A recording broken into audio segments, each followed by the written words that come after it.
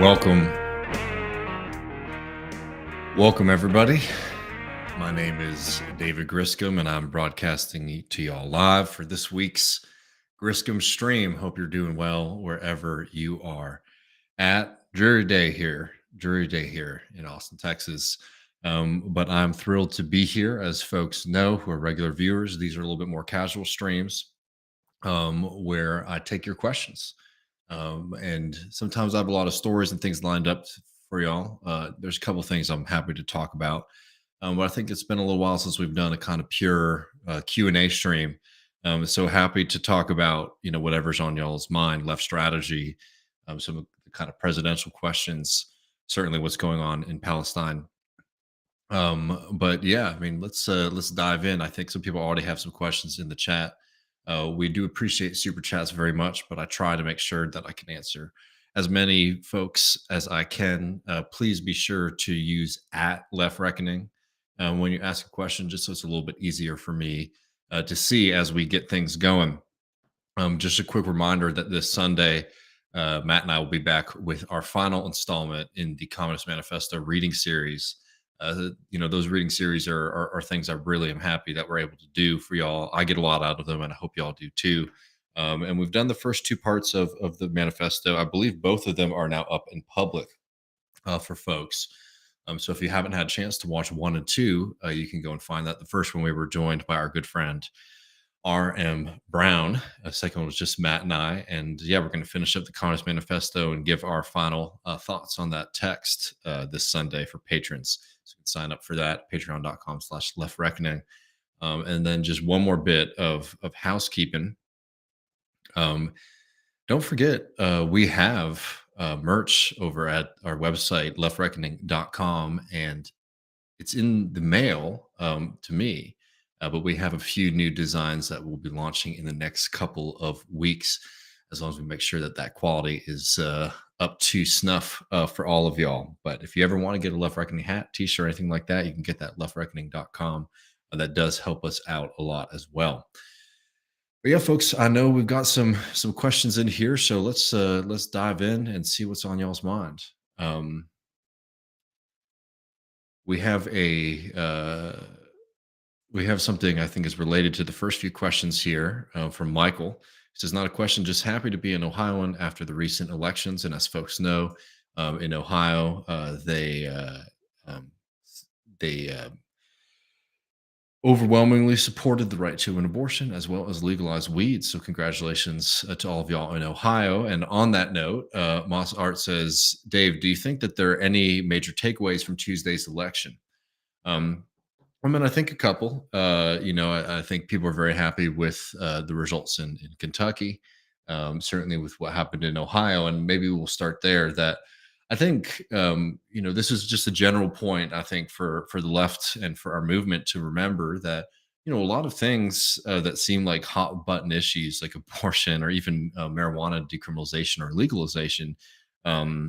Are a lot less contested if you actually directly ask the people these questions. It's a shame, for example, here in Texas, we don't have the ability to put those kind of things up on a ballot like y'all do in states like Ohio and in other places that have sort of secured these rights through ballot initiatives. But when you take these questions to the people, regardless of the kind of partisan breakdown, most people support abortion rights. Most people support weed legalization, a whole host of other things that you might consider "quote unquote" progressive. And I think that we should always have a lot more confidence than we do that our proposals are popular. Oftentimes, one of the big difficulties is that the Democratic Party is not. Oftentimes, rightfully so. So I think more than anything, it's recognizing that these things are popular and that we should be a little bit more full-throated in our support and confident that we have more support amongst the American people than sometimes people might think.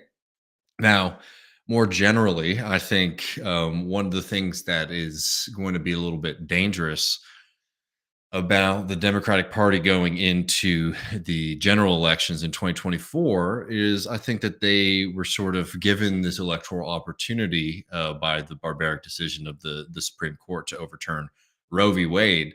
that they think that they'll be able to win a lot of elections without really running on much other than, hey, y'all remember the Republicans? They're super bad. And I think that is setting them up for a pretty dangerous failure in the post game.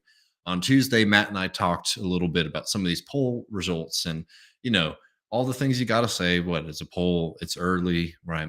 But the fact of the matter is, I think it's becoming exceptionally clear that the Biden strategy and the Democratic Party strategy to just sort of be like, hey, look at Trump, look at Trump, look at Trump, is not going to be as effective as it might have been in 2020, let's say. And I think they have the Democratic Party has a very favorable field to be able to, get significant victories, to maintain the presidency and all these things, just, calling balls and strikes on it.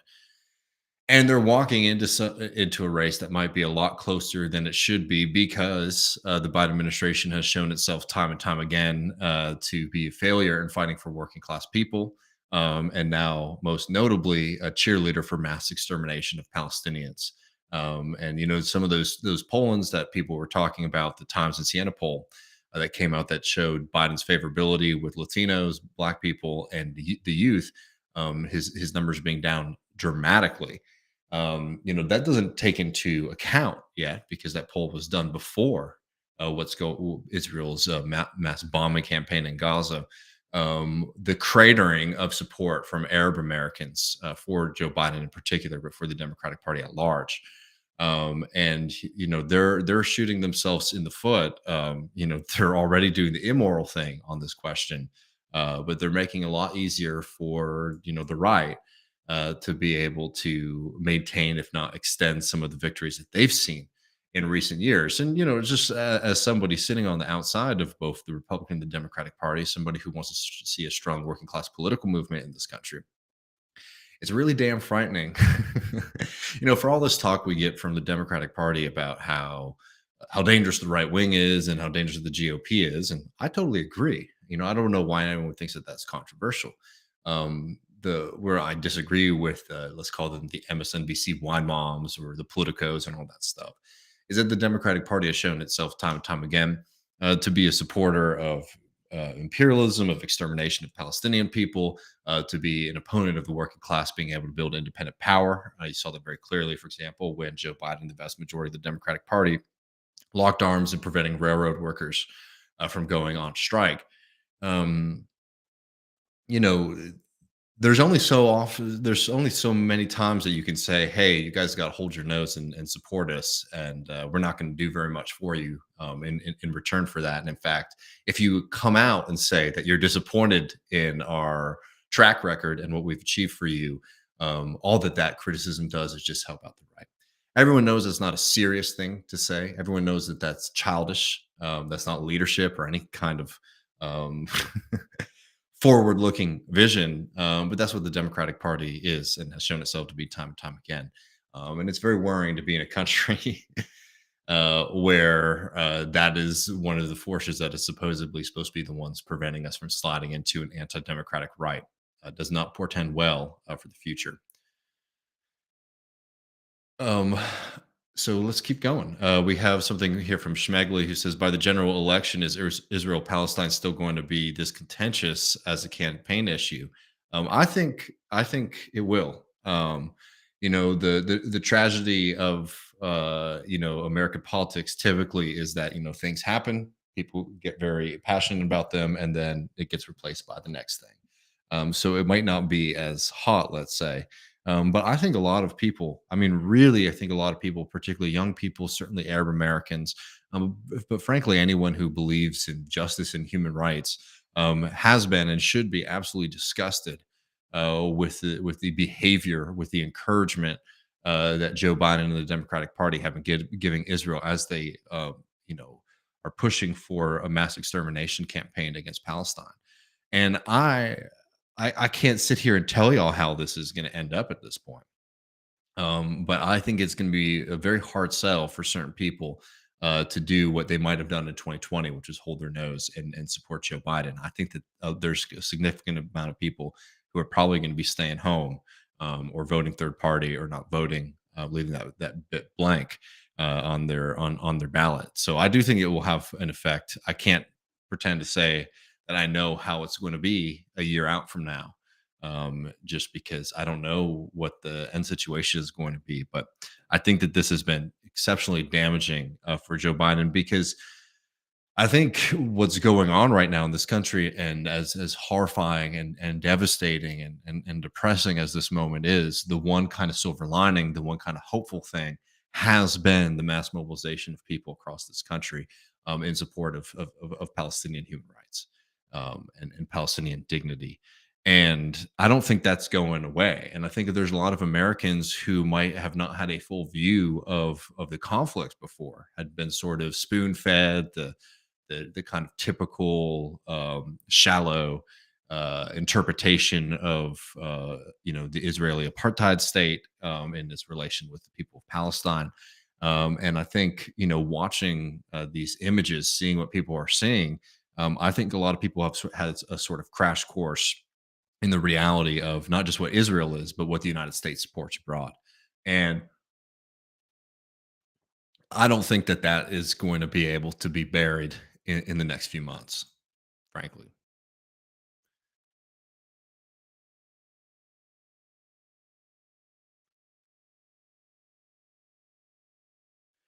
Adam says, "What does the Communist Manifesto Part 3 coming out?" I'm not sure exactly what you mean there, but Part 3, where we're doing the final chapter of the Communist Manifesto, we sort of split it up into three parts to make sure that we could dive into everything that's coming out this Sunday for patrons.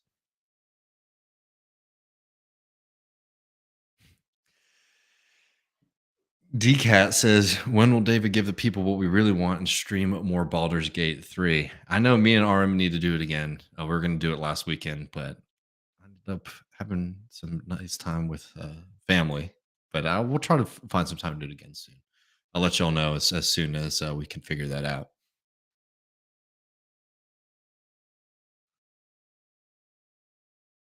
Do y'all think that? I mean, I appreciate it. Stuart says, "How do you stay so positive, David?" And I appreciate that. I'm always surprised when people. Somebody said the other day in a comment that it's the first time they're watching this program and they really liked how calm and collected Matt and I were. Which I guess maybe I'm just not a good judge of myself there. I mean, I'm just as worked up about all this stuff as anyone else. I think the thing that gives me hope is the same reason that I'm a socialist, is that like I have a very deep faith in the people of this world and the people of this country, the working people, from the kindness, from the forward looking aspects of this class of this people of this kind of historical mission. And I get sad and depressed and pessimistic about the future just as much as anyone else. But I personally just will never let my faith in everyday people, the grandeur of everyday people, be shook. And I think that that might be the thing that sort of keeps me going when things are tough. But I appreciate the question there. Prairie Fire says, "Are there any live shows in the works right now?" Not that I know of. We've talked a little bit about maybe doing one in Texas, and in a couple other places, but nothing close to announcement yet. If people have any ideas or can help sell us on a place, would love to hear it.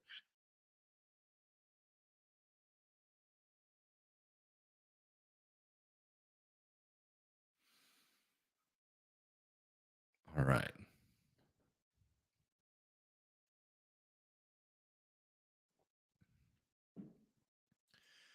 Um, Michael says, "How can we at a local level take this momentum created by the abortion issue and convert it into more meaningful and lasting progress?"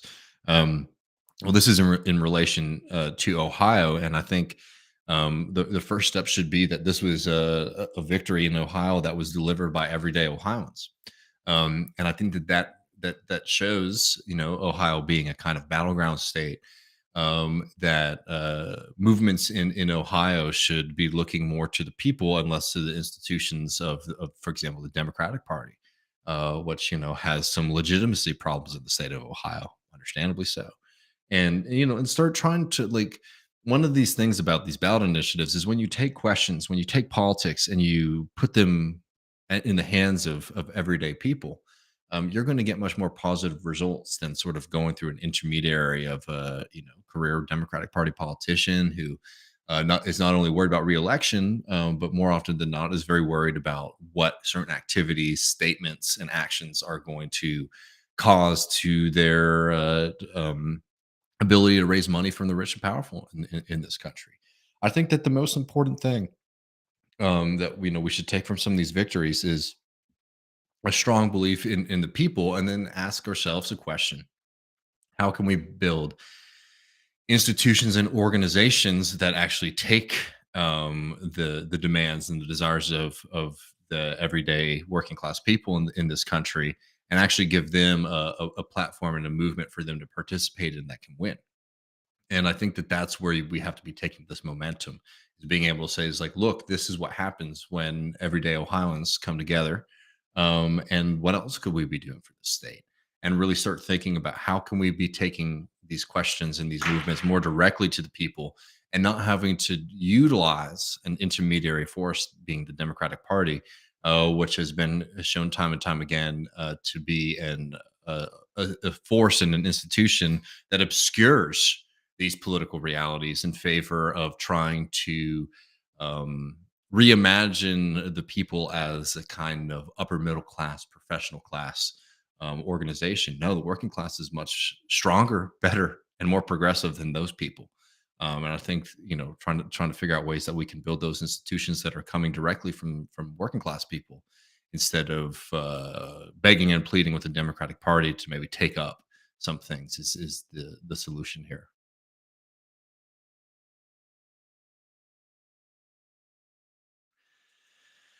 What's up, Katie? Katie says, "Hey, my question is, how are you doing today?" Thank you very much. I'm doing all right. Up and down like the rest of us. But I'm happy to be talking to y'all. The Communist Manifesto videos are great so far. It's my first time ever reading it. It's so helpful and fun to listen to y'all. Well, I really appreciate that you're getting something out of it. The Communist Manifesto is, I think, a very good text. It's an easy one to sort of dive into, and being able to do this collectively with Matt and all of y'all as well is a good example.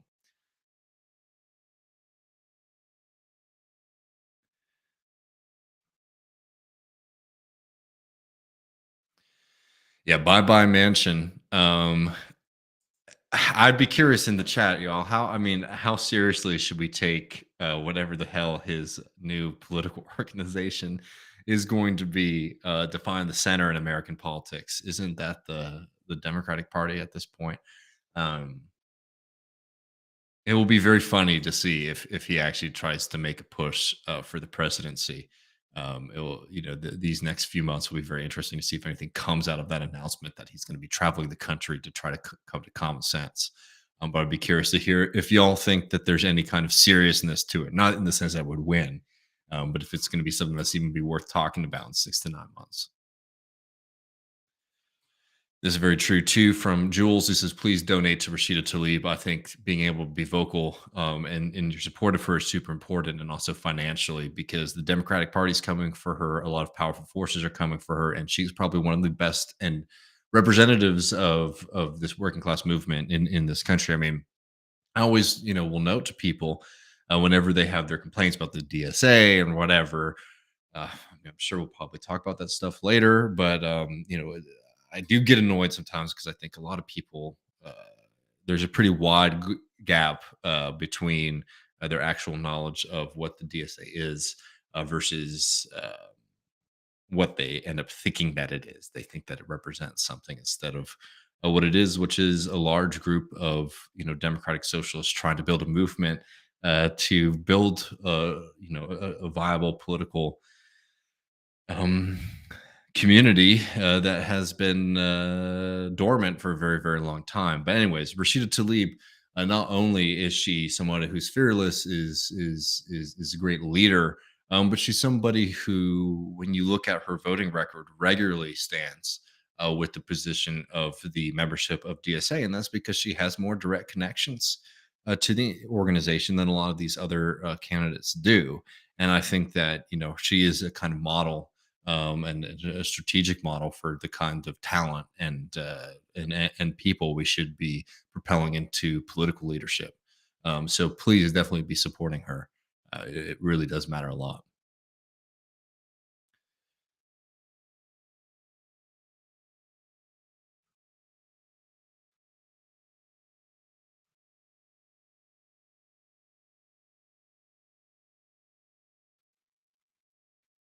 All right, let's see if there's any more.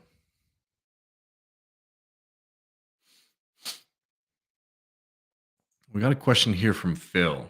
He says, please explain foundational socialist reading. Capital is too in depth for me. Well, I would say, it depends on what it is that you're interested in. If you're wanting to you're wanting to read Marx for kind of political economy, if you're trying to read kind of socialist theory about politics, it does matter a lot.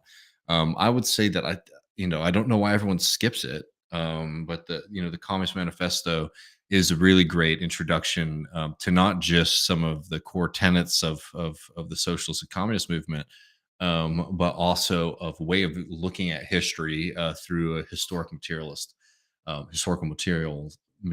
lens. Um, and so I think that that's indispensable. We have those videos on it. If you want some introductions to good socialist texts, not to plug our own thing too much, but you can go and type in Left Reckoning Marx reading series, and we've done a lot of different texts from some American Marxists to James Connolly, to Lenin, to Debs, to a few other thinkers. And these are all pieces that we find to be very accessible. So that's a resource that you can use. If you're wanting something that's a little bit more on the question of political economy, and you feel capital is too dense, I would say that Wage, Labor, and Capital, which is a sort of pamphlet from Marx, is maybe a good place to start. I would also suggest reading the work of Leo Panitch and Sam Ginden, who are two tremendous thinkers of the socialist and particularly democratic socialist movement. But we're always here if you want to send us an email and you have any particular questions or topics or subjects that you might want to learn more about. We're always happy to give you suggestions. And if we don't know the answer, we usually will reach out to our friends to get you on.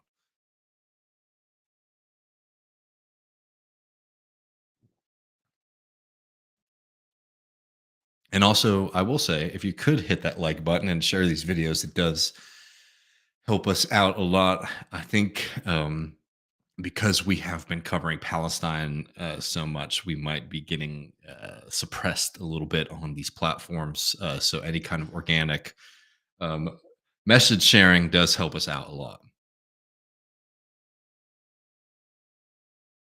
All right, let's see. Marco says, and thoughts on the SAG strike being over? Yeah, I mean, good for them. I mean, what we're seeing in Hollywood is incredibly exciting. There was a story out today in labor notes about IATSE, which I believe has their contract potentially expiring next summer.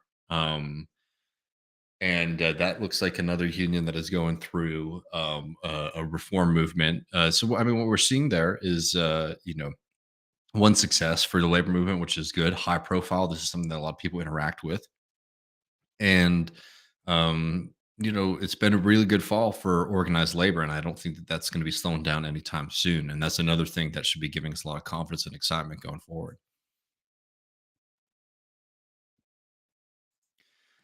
I'm sorry that these don't show up. It's probably takes away from the effect, but thank you very much, Humpty, for the super chat. And I will read it to folks, which I guess the cartoon is a Shiba dog bowing respectfully. So thank you very much for that.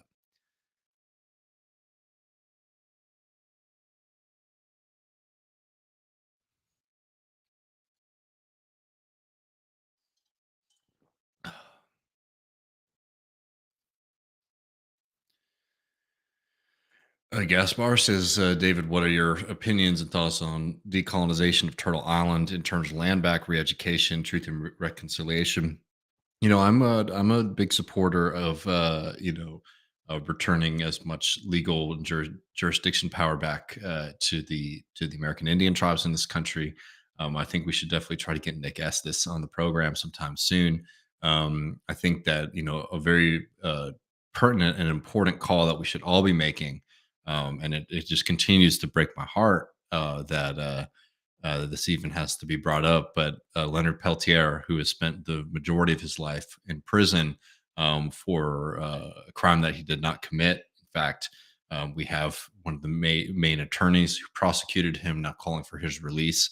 We got silence from the Obama administration, we got silence from the Trump administration, and we're getting silence from the Biden administration. And it's something that I think is a very easy call, and somebody whose name you should know, and his and continue pushing on the Biden administration to release him from prison.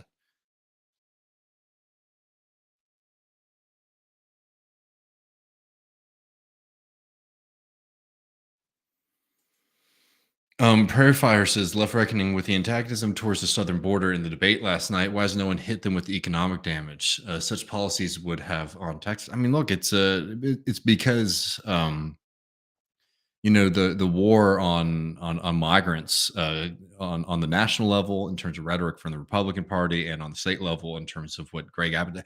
I mean, my goddamn governor right now, he's putting up a fence between Texas and New Mexico. Texas and New Mexico, another state in this country. Yes, they are building. I think calling it a border wall is a little bit over the top because it's a very pathetic little structure, but it's still kind of disgusting example of the insanity from someone like Greg Abbott. I mean, we had my friend Kevin Sanchez on the program, I think a couple weeks ago on a Griscom stream, and he's noted that Operation Lone Star, which is Texas's border operation, the budget of that is larger than the state budget of Oklahoma. Which is just insane. Texas is a state where 4 million people struggle to put food on the table. It's a state that is in the towards the it's one of the worst states when it comes to poverty in this country, which is insane. Knowing if you know anything about the state of the economy in Texas, which is booming. We're wasting billions and billions of dollars terrorizing migrants, installing drowning devices in the Rio Grande, and for no real purpose other than to sort of cement enthusiasm for Gray Abbott and certain members of the Texas GOP. Ironically, is it's not even enough. As we have Tucker Carlson complaining that Greg Abbott is conservative in name only. So there's really nothing that will sate the desires of the real hate filled bigots out there, other than blood. And so it has a human price, and the economic price is massive. And yeah, for a group of people who are always talking about how worried they are about the expansion of government spending and things like that. Yeah, there's an absurdity there, but it's not going to get anywhere with Republicans, because Republicans are certainly hypocrites. And I always try to walk this line because I don't want to become so jaded that I can't react negatively to the lies that they say. But there's just a point where it's just like, I don't know how much pointing out that Republicans are hypocrites makes the difference, because they will make the same complaints about spending money to make sure that rural hospitals don't close, um, and then at the same time waste billions of dollars, to terrorize migrants at the border. And basically, what it means is that there are certain expenses they're willing to make, and certain ones they aren't. It just so happens that the ones they're willing to make are ones that brutalize people, and the ones that they oppose are the ones that help people.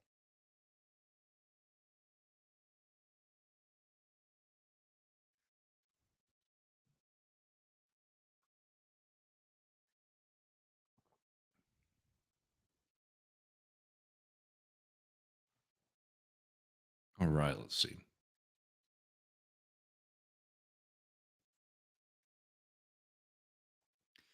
MDR says on Capital, there's one Marxist. He said not to start with Volume One, from Chapter One. Um, uh, he said to start with Chapter Four. I think Althusser has one of those kind of like very wild reorganizations of the text. I don't know. Ben's been doing a course on Capital.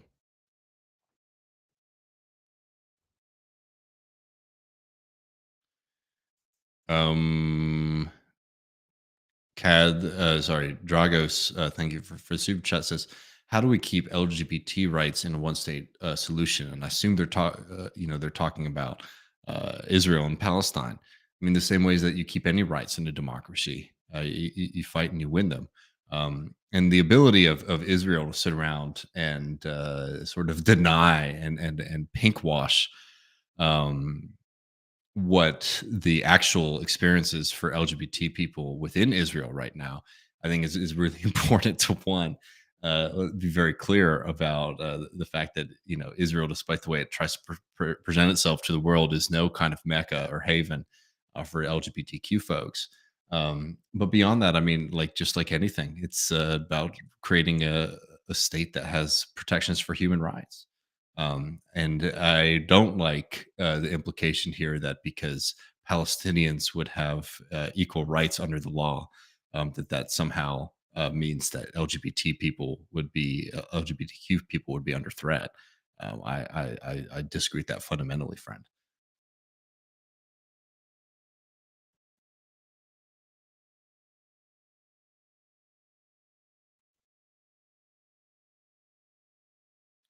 And another good line here from Samuel who says, "Value, price, and profit" is another one by Marx that summarizes some of the main ideas in Capital.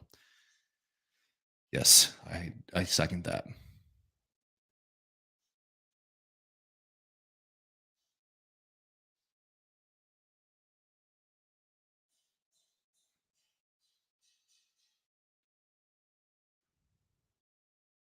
Okay.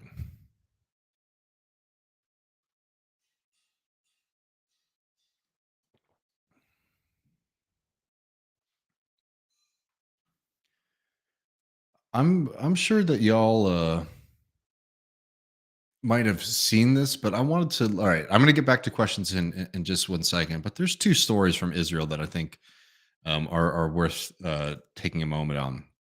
First one is this. Let's see if I zoom this in, if that helps at all. This is in the Guardian today. Breaking news: Netanyahu rejected ceasefire for hostages deal in Gaza. Sources say Benjamin Netanyahu rejected a deal for 5-day ceasefire with Palestinian militant groups in Gaza in return for the release of some of the hostages held in the territory early in the war.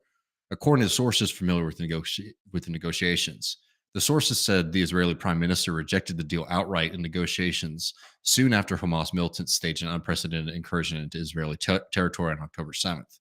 Negotiations resumed after the launch of the Israeli ground offensive on the 27th of October, but the same sources said Netanyahu had continued to take a tough line on proposals involving ceasefires of different durations in exchange for a varying number of hostages.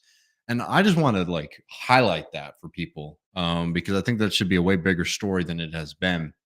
That Netanyahu, who not only has been bombing the hell out of Gaza, certainly leading to the deaths of significant amounts of hostages, um, was rejecting outright from the get go protections and exchanges for those hostages in return for a 5-day ceasefire. I mean, truly, truly despicable shit when you have the kind of rhetoric that's been coming out of the United States and out of Israel, claiming that the reason that we can't have a ceasefire is because of the hostages.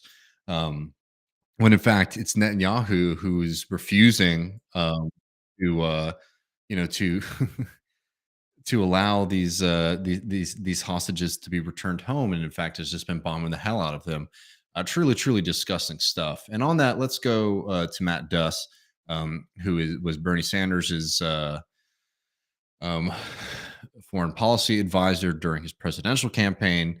Now is working at a think tank organization I'm forgetting the name of. This is him on Democracy Now, talking about the ceasefire, and let's hear what he had to say. Matt, you worked for Senator Sanders. She pushed him on a ceasefire. He said he was for a pause, but wouldn't go so far as a ceasefire. Your thoughts?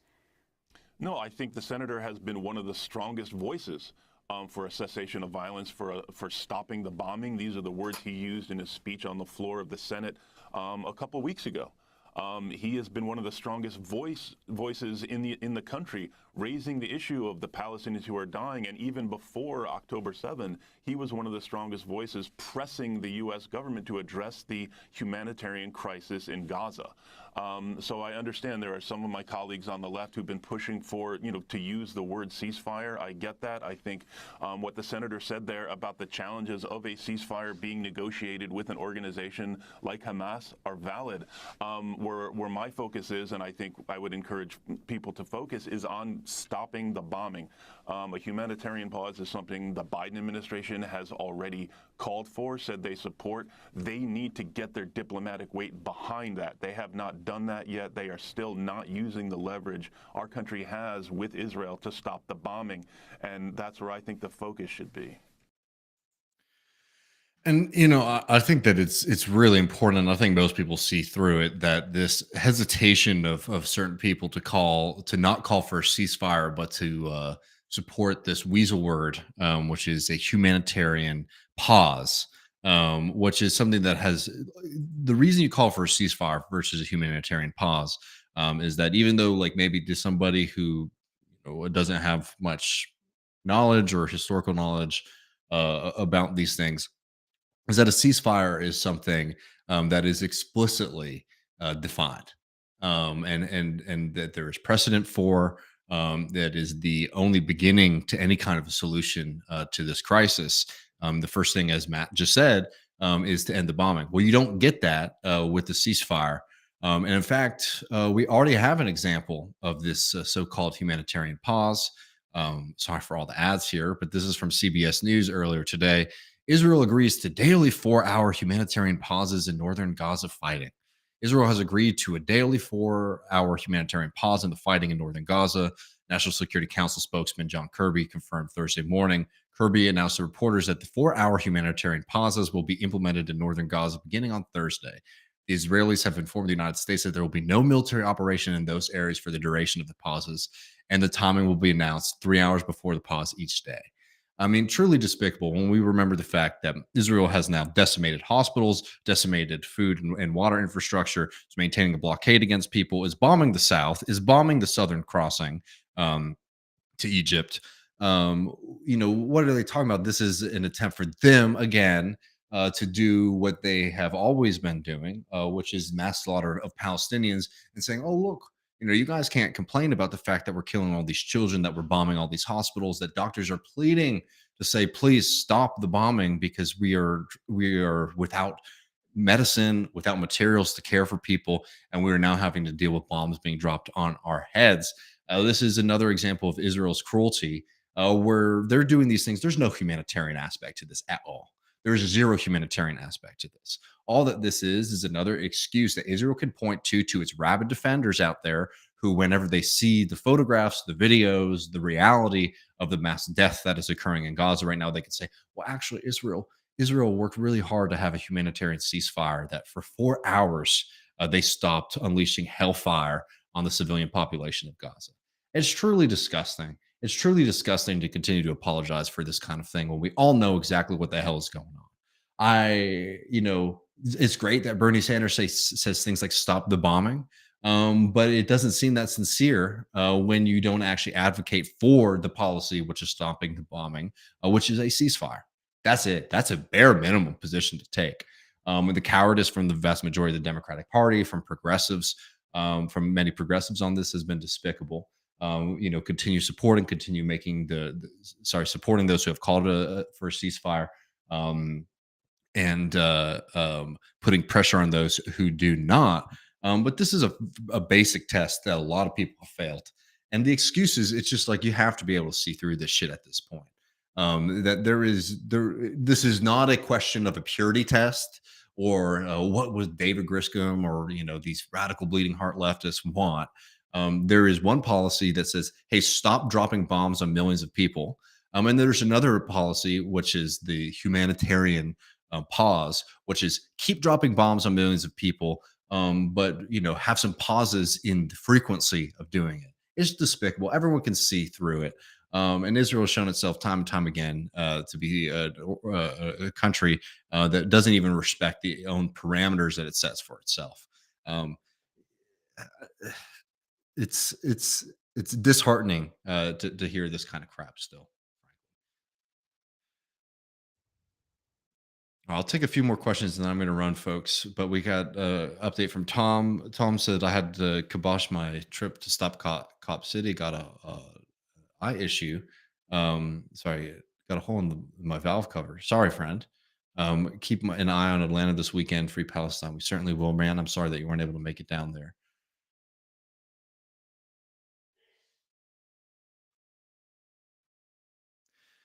On the southern border, Kowalski says, I've read that a closure of the southern border would cause a 20 to 30% decline in Texas GDP and broadly 10% for most southern states. Yeah, man, they did this. Remember, they did this in what was it, 20? Was it 22, right? It was just a couple months after Abbott won re-election, defeated Beto O'Rourke. They shut down the border effectively by adding more traffic stops for any and everything coming into in the state, and it cost the state and the national economy billions of dollars in just a couple of days. It's economic suicide. It's insane.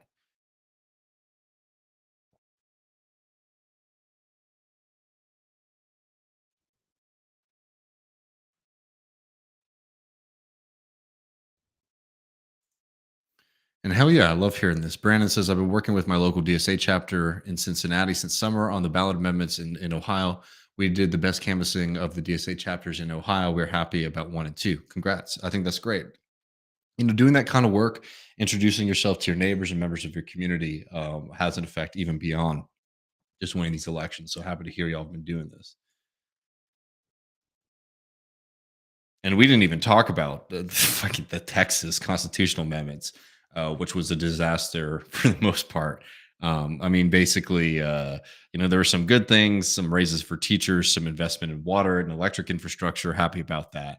But there was a call to sort of block any future wealth tax from coming into the state without having another constitutional amendment or statewide input, right, which just creates another hurdle on doing wealth tax. There was another kind of cynical amendment to protect ranchers in the state of Texas, and it's worded in a way where people are like, "Oh yeah, we're Texas, we love making sure that people have a right to grow food." And really, what that meant was they want to be able to super big ranchers and big agricultural companies want to be able to supersede and avoid oversight from their local communities.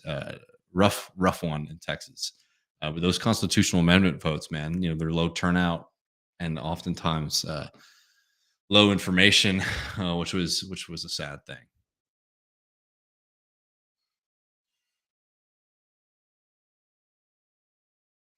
All right, let's see if there's any more before we run here.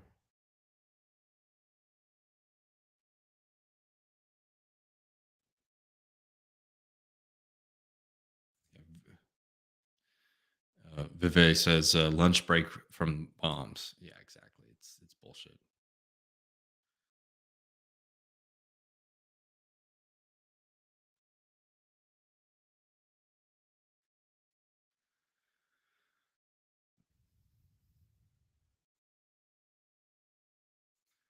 Kowalski says, so let me get this straight. Israel will get to say red light, green light on the when to the battle in Gaza on when the battle in Gaza is allowed to commence. Yeah, that won't be a tricky thing to figure out in a blackout. 100%. It's disgusting. It's a lie. Just to sit here and act like um, this is achieving in any sense is naive at best.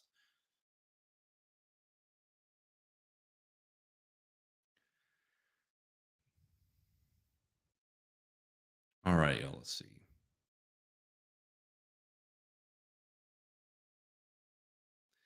Well, we love New Mexico for this. Dusty Nunn says in New Mexico, we call those big ranchers the real welfare queens. And I just think that's neat. There we go.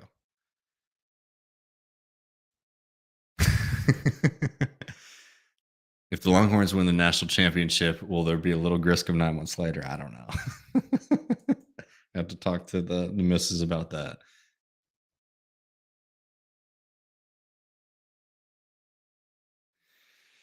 All right, friends. I think on that, I'm going to have to run. I'm going to be tomorrow at 3 p.m. Central. Our good friends at the Valley Labor Report are doing a massive fundraiser that starts at 9:30 a.m. Central, raising money for striking workers in Memphis. I'm really excited to participate in that. Matt and I will be there 3 p.m. Central, hang out with our good friends of the Valley Labor Report. So come over to their channel, support us, and support these striking workers. I know that Bhaskar Sankara, I believe Sam Cedar, and a bunch of other people will be on that stream throughout the days that it's on. I think it's going to be a marathon stream. So please come out and see Matt and I tomorrow at 3 p.m. Central. We'll be back this Sunday with our bonus episode, which is going to be part 3 of the Communist Manifesto.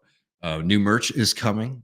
We still have our classic T-shirts, big text, tank tops, and more on our website, leftreckoning.com. But more will be coming in the next few weeks. So pick up some stuff now, but there'll be more coming in the near future. I really appreciate all of y'all so much. These are dark and difficult times, but I draw endless inspiration from all of y'all, your support and the work that you're doing. Appreciate all of you. I'll be seeing y'all this Sunday. We'll be back next Tuesday with the main show, and have a good weekend, friends.